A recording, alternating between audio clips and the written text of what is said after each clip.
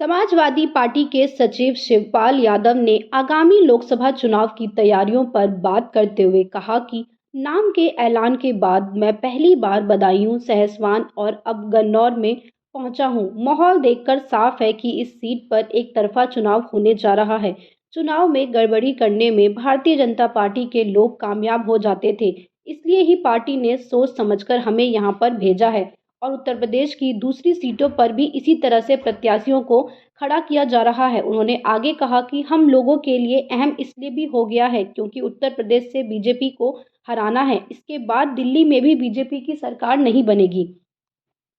बता दें कि पूर्व सीएम मुलायम सिंह यादव का जिक्र करते हुए शिवपाल ने कहा कि नेताजी गन्नौर सीट से कई बार चुनाव लड़े और कई बार सांसद भी बने। जब गन्नौर विधानसभा सीट से चुनाव लड़े तो शायद 1,83,000 वोट से वह चुनाव जीते थे। संभल से भी कई बार लोकसभा में गए हैं। मैनपुरी और आजमगढ़ में भी चुनाव लड़कर जीते थे। तो यह सीट तो नेताजी के परिवार की सीट रही है। अब मुझे यहाँ पर भेजा गया है तो यहाँ पर रिकॉर्ड तोड़ जीत होगी। पांचों विधानसभा सीट पर समाजवादी पार्टी ही होगी। बता दें कि धर्मेंद्र यादव का टिकट काटे जाने वाले सवाल पर बात करते हुए शिवपाल यादव ने कहा कि यह कोई न कोई रणनीति का हिस्सा होता है और इसका फैसला हमारा राष्ट्रीय नेतृत्व करता है।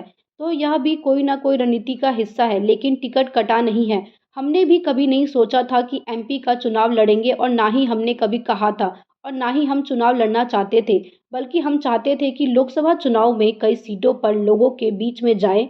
अभी हम इस सीट पर आए हैं, लेकिन यहाँ से जाने के बाद हम दूसरी सीटों पर भी जाएंगे। हमें कई सीटों पर भारतीय जनता पार्टी को हराना है।